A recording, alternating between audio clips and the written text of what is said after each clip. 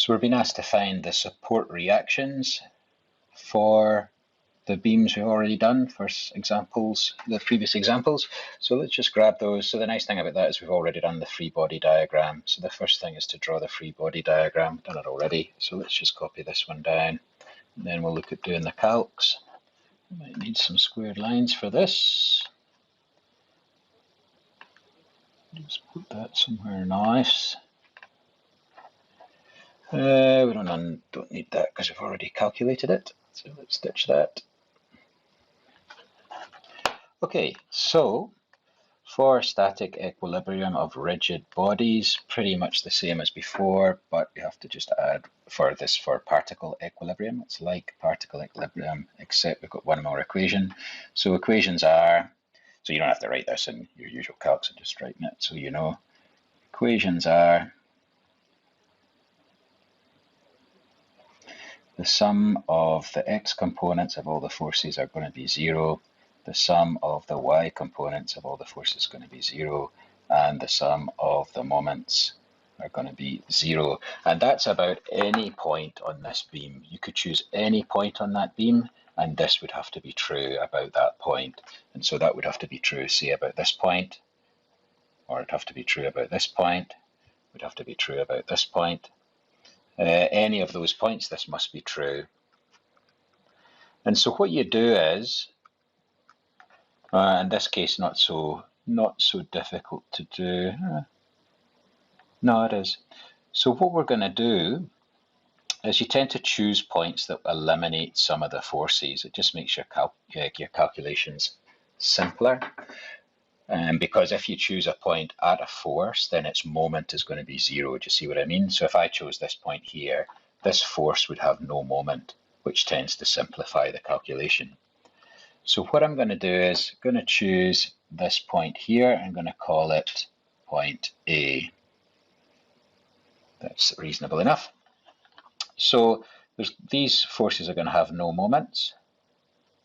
Actually, let's just start off a bit easier. We're not going to worry about that yet. I'm just thinking about what I'm doing here. So let's actually start with the forces. What I'm talking about comes in when we want to calculate the moment. So let's just start with the forces first because they're nice and easy. So the sum of all the x components is equal to 0. Now, we don't have any applied forces with x components. So what does that tell you? Therefore, we have got Rx must be equal to 0.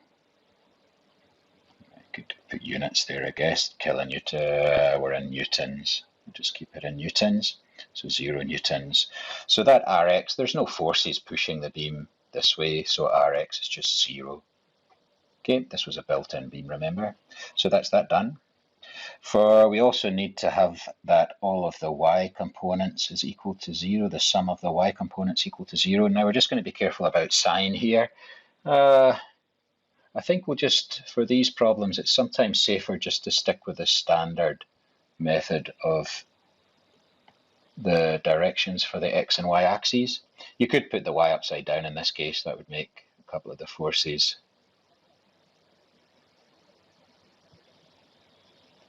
these ones would end up being positive. But as we go on and we're doing internal forces, it's probably better now just to stick with the standard definition of the direction of x and y. So x left to right, y bottom to top. So for these ones, we'll just stick with that. So let's see where that leads us. So what we're going to do now is look for all the y forces, be careful about their direction, and the sum of all those must be equal to 0. So the way I've drawn it, ry is up the way, so it would be positive. So we're going to have r, oh, for goodness sake. So we're going to have ry. What else have we got in the y direction? We've got 1200 newtons downwards, so that's going to be negative, minus 1200. And then we've also got 981 downwards. So minus 981 is equal to 0.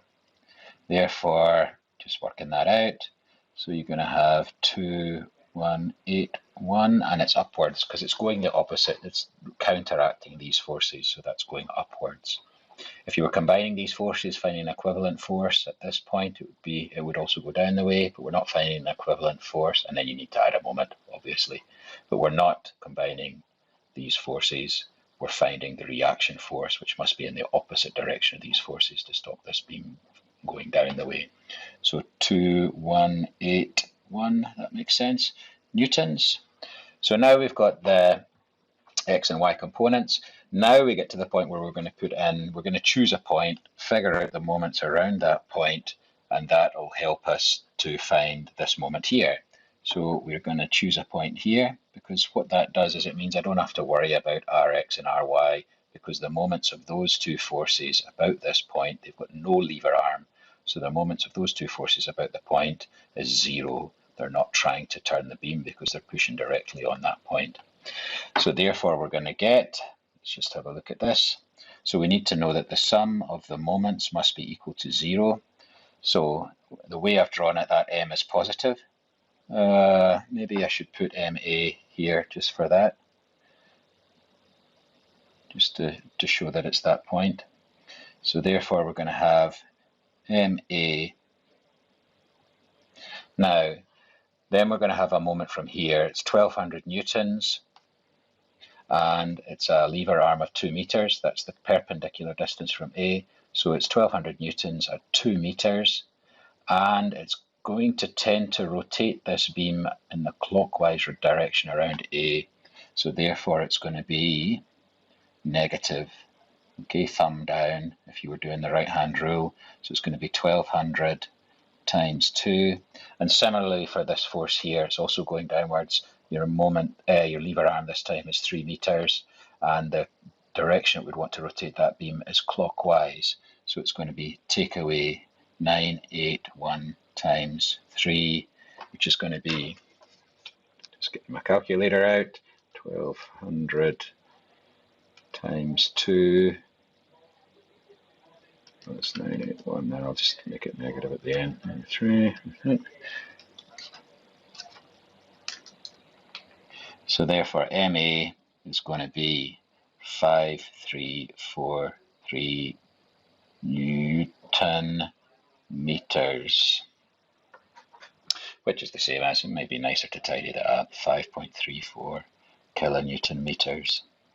It's going to be the moment. Now, it's come out positive. This was positive to start with, and so it is in that direction. And so you could draw it like this, but the same thing would be drawing it this way, like that. Okay, and so it is in that direction. You know, that's the same rotation, even though the arrow is the wrong way around. It's rotating it in the same direction, so that's okay. And which is the same as this, so I don't need to redraw that. Often if this came out negative, I would just go back and draw this the other way around, just so I don't get confused later. Okay,